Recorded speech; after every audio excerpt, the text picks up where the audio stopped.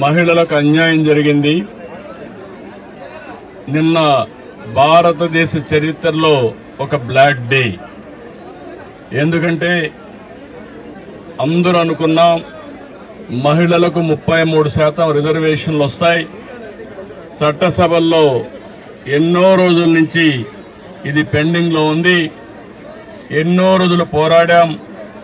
ఇప్పుడు తొందరలో చట్టసభల్లో అటు పార్లమెంట్లో ఇటు అసెంబ్లీలో కౌన్సిల్లో 33% మహిళలను చూస్తామని ఆశపడ్డాం. ఇన్ని పోరాటాల తర్వాత అందరూ కూడా ముందుకొచ్చే సమయంలో నిన్న కాంగ్రెస్ పార్టీ దాని మిత్రపక్షాలు ఒక విధంగా చెప్పాలంటే మహిళలకు ద్రోహం చేశారు. ఇది జాతి విద్రోహం.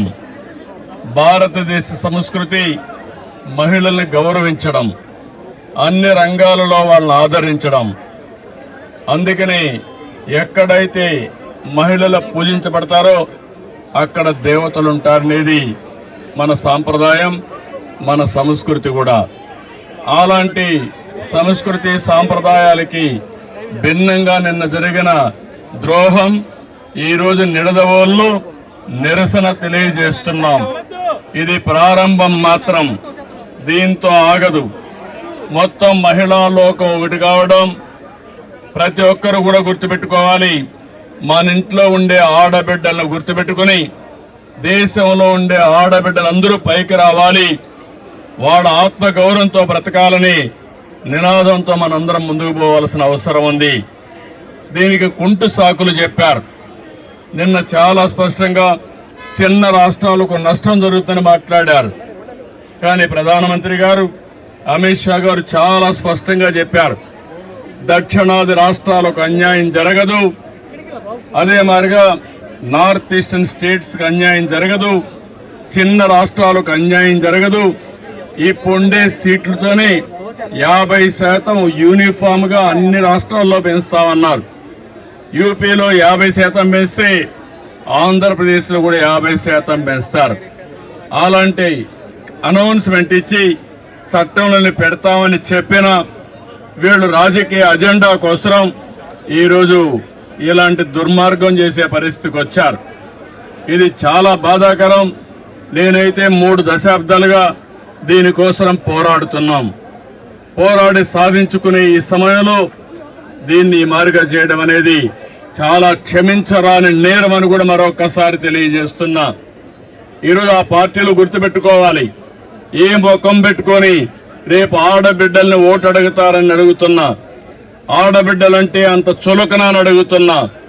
అంటే ఆడబిడ్డల్ని ఇంటి వరకే పరిమితం చేయాలన్న అహంకారంతో ఇలాంటి దుర్మార్గమైన కార్యక్రమానికి దోహదం చేశారు. అందుకే నిన్న ఒక విద్రోహ దినం ప్రతి ఇంటికి తీసుకుపోవాల్సిన అవసరం ఉంది. ఈ రోజు మాత్రం ఇక్కడ ప్రారంభం. నేను స్వచ్ఛ ఆంధ్రప్రదేశ్ ప్రోగ్రామానికి ఇక్కడికి వచ్చినప్పుడు నేను మార్నింగ్ అనుకున్నాం, మిత్రపక్షాలు ముగ్గురం కలిసి నేను వచ్చే మునిపే పవన్ కళ్యాణ్ గారితో మాట్లాడాను. ఆయన ఇక్కడ లేరు కాబట్టి వాళ్ళ ప్రతినిధిగా దుర్గేశం గారు వచ్చారు. ఇంకో పక్క మాధవ్ గారు విజయవాడలో ఉంటే ఆయన కూడా వచ్చారు.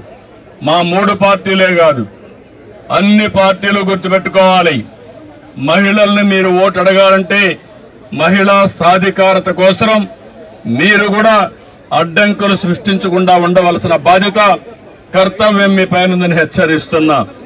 ఇది చాలా బాధేస్తుంది.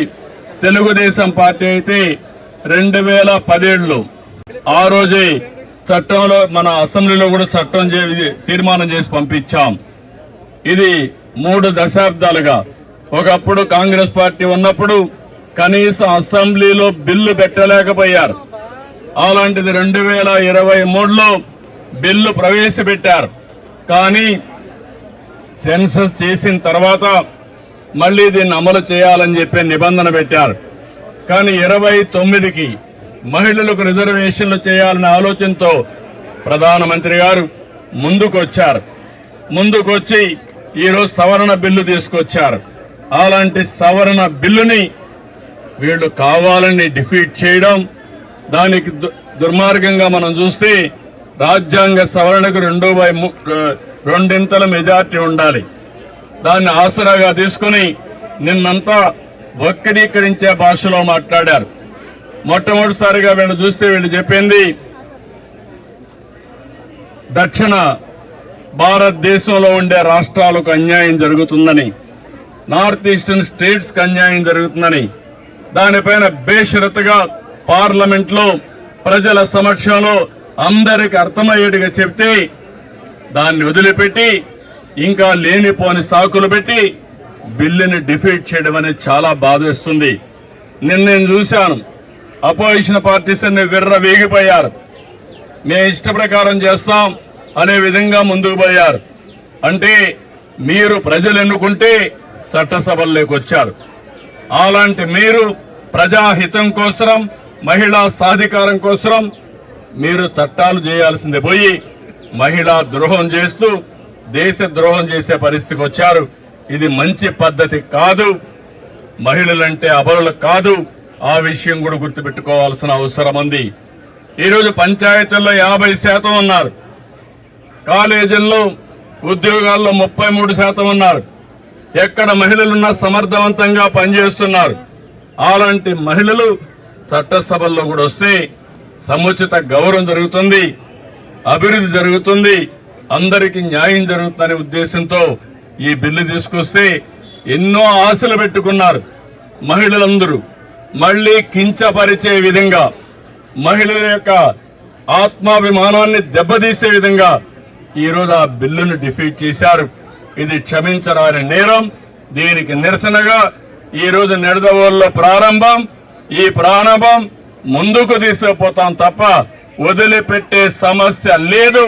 వీళ్లకు చేసిన ద్రోహానికి ఆ పార్టీలకి రాబోయే రోజుల్లో డిపాజిట్స్ రాకుండా చేయాల్సిన బాధ్యత మనందరిపైన ఉందని చెప్పి తెలియజేసుకుంటూ, అప్పుడే ఈ మహిళలకి న్యాయం జరుగుతుంది. వీళ్ళు ఒక విధంగా చెప్పాలంటే వీళ్ళ ఇంట్లో ఉండే ఆడబిడ్డలు కూడా పైకొస్తే చూడలేనటువంటి ద్వేషం వీళ్ళకుంది. అంటే వీళ్ళ ఆధిపత్యం అది పోవాలి. అందరూ సమానం. మన ఆడబిడ్డలను మనం గౌరవించకపోతే ఎవరిని గౌరవిస్తామని అడుగుతున్నా.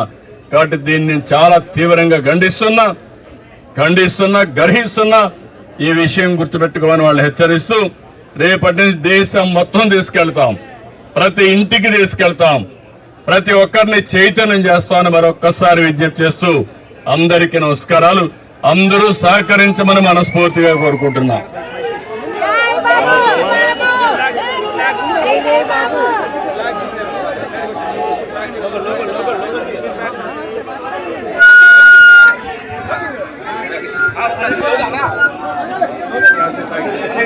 Gracias.